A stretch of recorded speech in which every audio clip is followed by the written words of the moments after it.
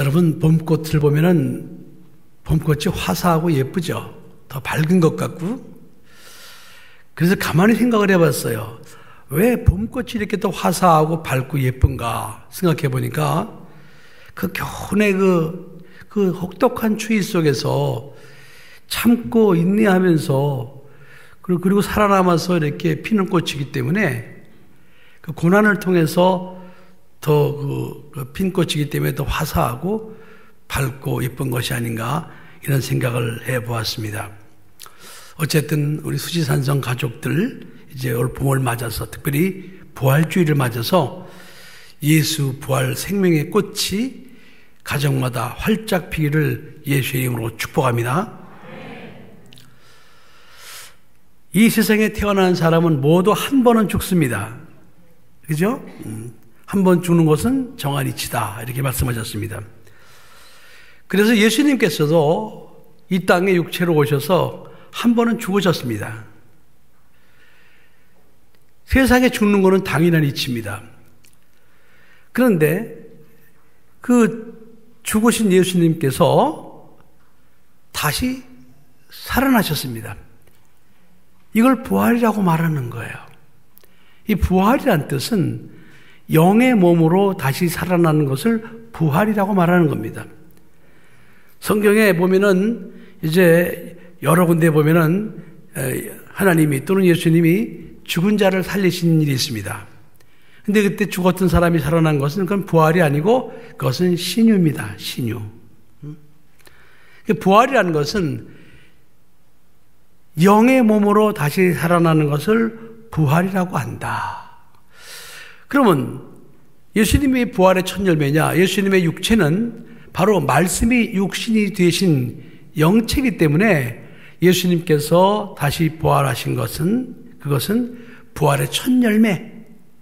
예수님이 부활의 첫 열매가 되어주셨다. 예수님만 부활하셨어요. 아무도 부활한 사람이 없어요. 뭐 천주교에서 무슨 뭐 마리아가 부활했느니 뭐 승천했느니 이런 이야기를 하지만 그건 다 거짓말이에요.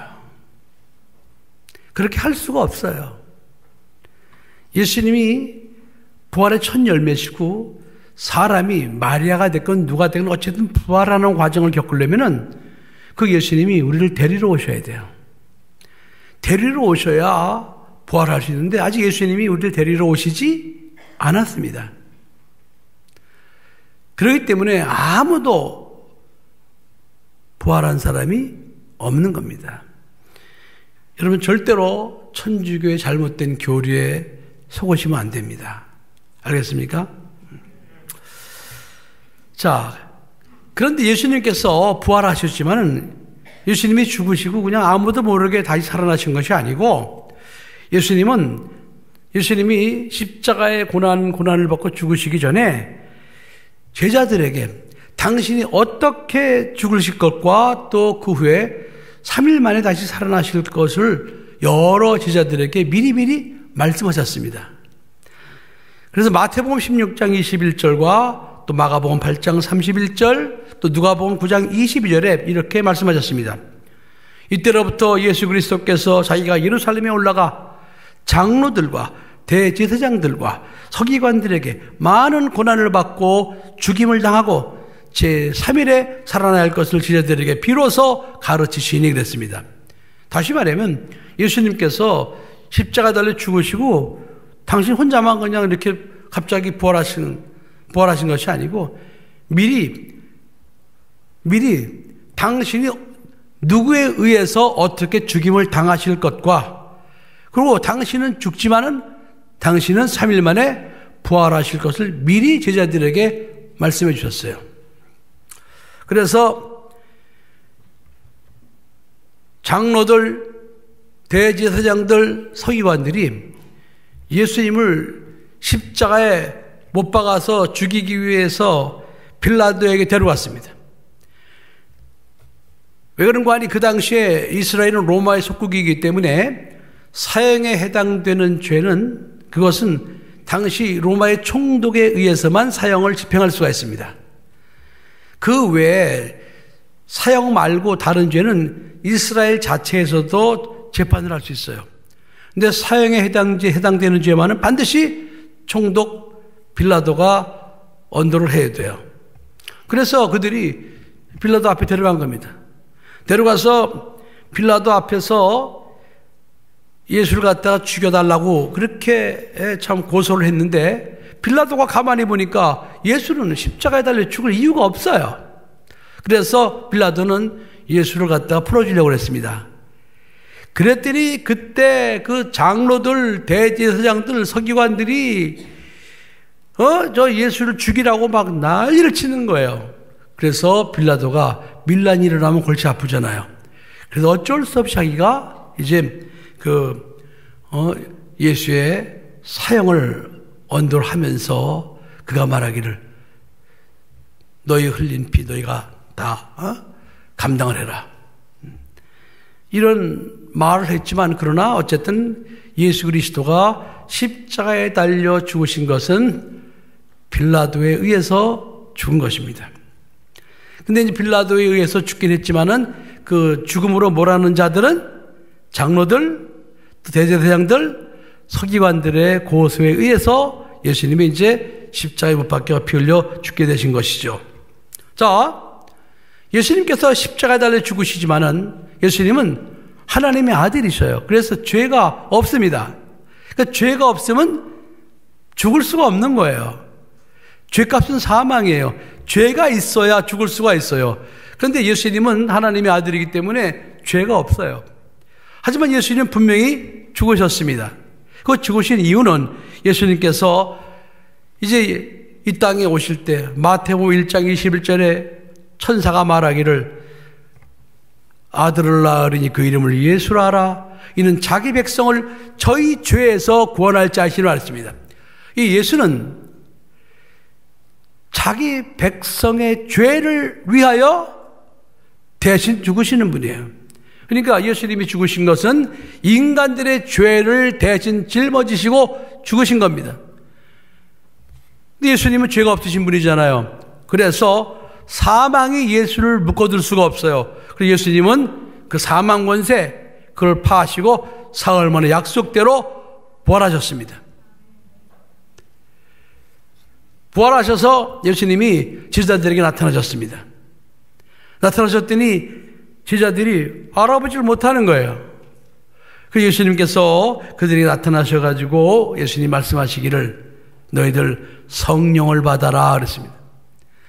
너희가 성령을 받으면 너희가 네 죄든지 사하면 사해질 것이요 네 죄든지 너희들이 그대로 두면 그 죄가 그대로 있는다는 거예요. 자, 여러분 부활하신 예수님께서 성령을 받으라고 하셨어요. 그러면서 너희들이 사람을 구원할 수 있다. 너희들이 사람들의 죄를 너희들이 사할 수 있다. 그것은 사할 수 있는 권세가 있다는 뜻이 아니고 너희가 복음을 전파해서 그 복음을 듣고 예수를 믿은 사람은 죄가 사해지는 것이고 너희가 복음을 전파하지 않아서 못 들으면 그 사람들은 못 들었기 때문에 믿지 않기 때문에 그냥 그 죄가 그대로 있다는 거예요. 이것도 마찬가지로 천주교에서는 이 말씀을 가지고 뭐라고 말하는 거 아니? 봐라, 예수님께서 우리에게 죄를 사할 수 있는 권리를 주셨다. 그래서 생겨난 것이 천주교에서 무슨 성사? 고해성사가 생겨난 거예요. 그러나 아무리 신부한테 가서 고해성사를 한들 신부는 고해성사한 사람의 죄를 용서할 수 있는 그런 권리도 없고 권세도 없고 아무것도 없어요.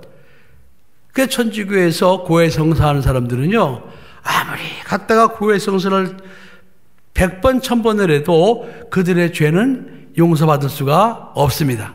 우리의 죄는 우리가 예수 그리스도의 보혈로 회개하지만은 우리의 죄를 용서하시는 분 누구시다?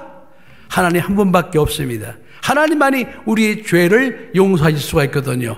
그러니까 여러분들이 절대로 그 천주교의 잘못된 그런 교리나 그 천주교의 미혹에 빠지지 마시고 그 불쌍한 영혼들을 만나면은 이런 성경 말씀을 통해서 그 영혼들을 구원하는 여러분 되시기를 예수 이름으로 간절히 부탁합니다. 자, 마가복음 16장 오늘 봉독한 말씀에 보니까 14절에 보니까 예수님이 부활하신 것을 본 제자들이 가서 다른 제자들에게 야, 예수님 부활하셨어 이렇게 전했더니 그 사람들이 안 믿더라는 거예요. 왜? 그 사람들의 마음이 완악하다는 거예요. 여러분, 여기서 우리가 한 가지 알아야 될 게 있습니다. 예수 부활은 말로 해서 믿어지는 게 아니에요. 여러분, 어떻게 말로 해서 믿어집니까? 아니, 자기네가 분명히 자기네 눈으로 예수가 그 십자가에 못 박혀 피로 죽는 것을 분명히 봤는데, 그 죽은 예수가 다시 살아났다는 게 그게 말로 믿어지는 일입니까? 안 믿어지는 거예요. 자, 그래서 예수님께서 말씀하십니다. 자, 너는 온 천에 다니며 만민에게 복음을 전파하라. 너는 복음을 전파해야 된다. 너희가 전하는 복음을 믿고 세례받은 사람들은 구원을 얻는다. 그러나 믿지 않은 사람들은 정죄를 받는다 그랬습니다. 다시 말하면 우리가 사람의 죄를 용서해 줄 수 있는 것이 아니고, 우리가 복음을 전했을 때 우리가 전한 복음을 그들이 믿고 세례받으면 그들은 구원을 받는다는 거예요. 그러니까 우리가 그들을 구원의 기회로 인도할 수 있다는 거예요. 그러나 우리가 복음을 전하지 않으면, 또는 복음을 전했어도 그들이 믿지 않으면 그들은 그냥 지옥으로 갈 수밖에 없다는 겁니다. 자, 여러분, 그러면서 이어서 예수님 말씀하십니다. 17절 18절에 보니까 자, 믿는 자들에게는 이런 표적이 따르니, 이 표적이라는 것은 표시입니다. 사인, 영어로는. 이런 표시가 따르니, 어떤 표시냐? 곧 저희가 내 이름으로 귀신을 쫓아낼 것이다. 그 너희들이 새 방언을 말할 것이다. 그 너희들이 뱀을 집으며 무슨 독을 마셔도 해를 받지 아니할 것이다. 그 너희들이 병든 사람에게 손을 얹은즉 나을 것이다. 그러니까 너희들이 예수를 믿고 구원받는데, 예수를 믿고 구원받은 너희들에게는 이런 표적이 따른다는 거예요.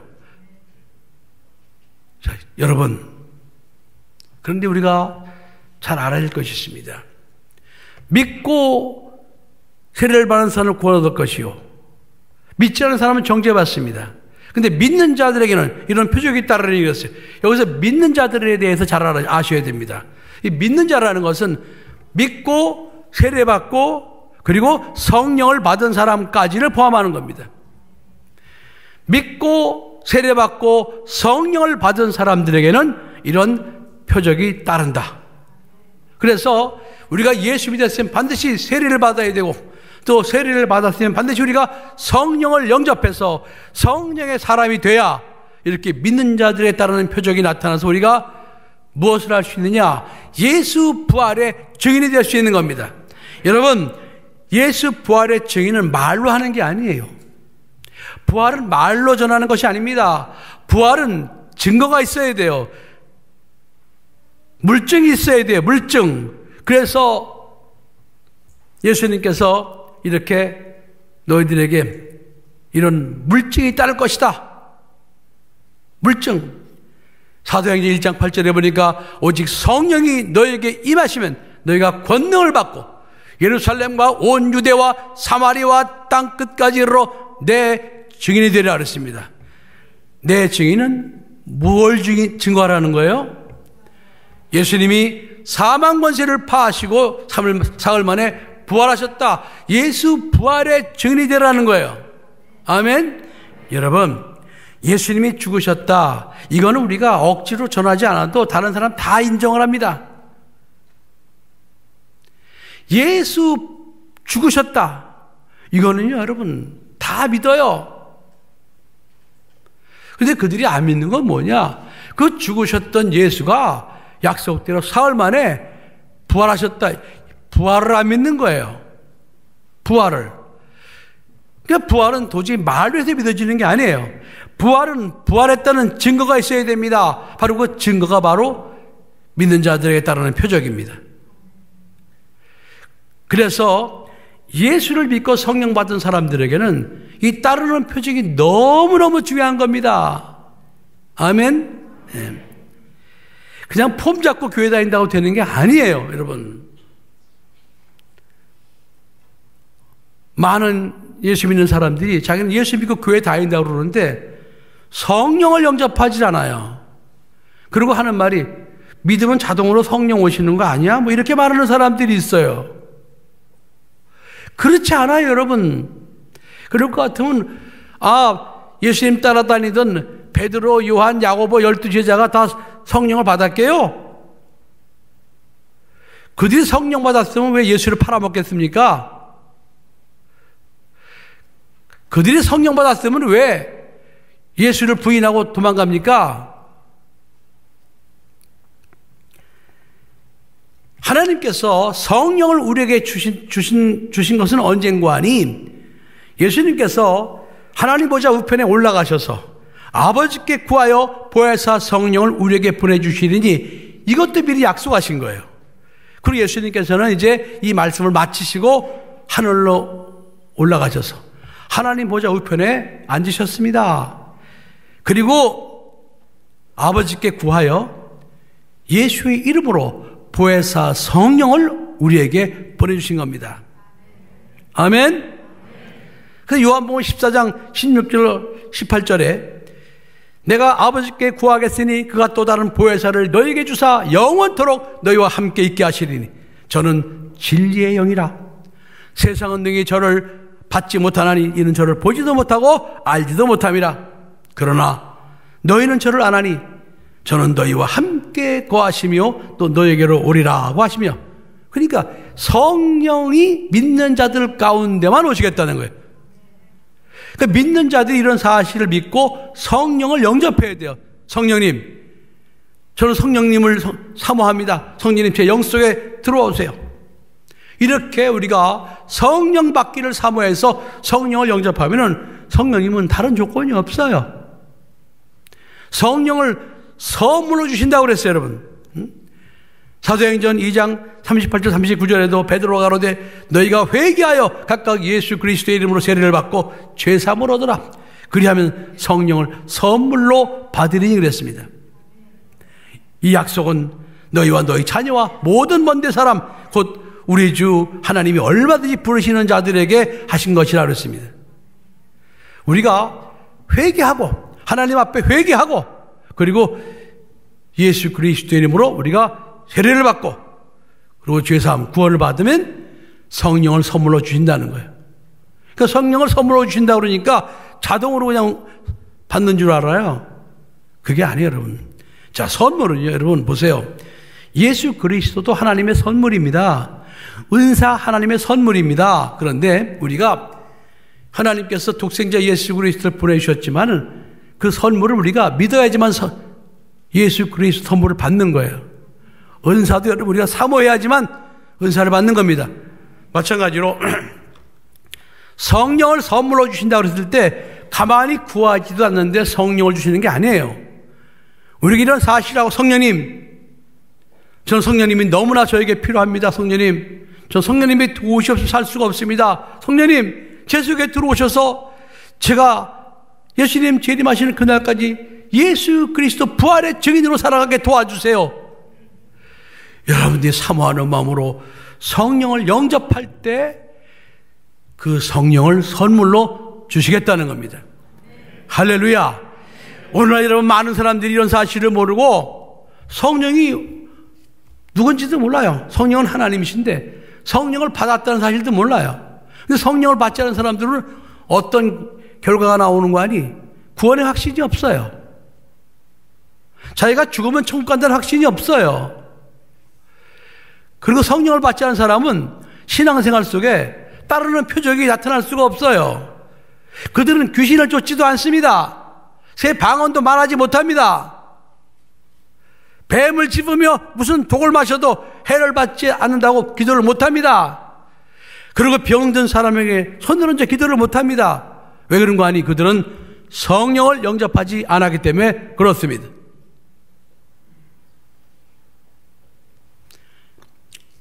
누가복음 24장 49절에 예수님 승천하시기 전에 말씀하셨습니다. 볼지어다 내가 내 아버지 약속하신 것을 너에게 보내리니 너희는 위로부터 능력을 입히올 때까지 이 성에 유하라 하시니라. 그래서 제자들이 예루살렘을 떠나지 않고 예루살렘에 모여서 하나님을 찬양하면서 위로부터 능력이 입히올 때까지 기도했습니다. 그랬더니 예수님 승천하시고 열흘 후에 그 모여있는 마가의 다락방에 드디어 성령이 오셨습니다. 성령이 오시면서 최초로 나타난 표시가 뭐인가니 그 사람들이 입에서 방언을 말하게 되었습니다. 한두 사람이 아니에요. 성경에 보니까 120명이 성령을 받고 방언을 말했다고 말씀하고 있습니다. 그리고 그때부터 그들이 이제는 바깥에 나가서 많은 사람들에게 예수를 증거하는데 너희는 회개하라. 너희는 예수 그리스도를 너희들이 십자가에 못 박아 죽였으나 예수님의 약속대로 사흘 만에 하나님이 다시 살리셔서 부활하셨다. 강하고 담대하게 전하는 거예요. 그러니까 완전히 상황이 이게 반전이 된 거예요. 한 50일 전만 해도요, 여러분, 예수님이 십자가에 달려 돌아가실 때 다 떠났습니다. 도망갔어요. 정말 비겁했습니다. 그런데 50일 이후에 마가의 다락방에서 성령을 받고 나니까 이 사람들이 완전히 다른 사람들이 되었어요. 이제 죽으면 불사해요. 무서운 게 없어요. 왜? 그 예수님이 약속대로 부활하시고 또 승천하시고 또 약속대로 가셔서 우리에게 보혜사 성령을 보내주셨기 때문입니다. 아멘. 오늘은 부활주일입니다. 해마다 있는 부활주일입니다. 우리는 이 부활주일을 기념하는 자가 되서는 안 됩니다. 마치 독립기념일 모양 부활절은 기념하라고 있는 날이 아닙니다.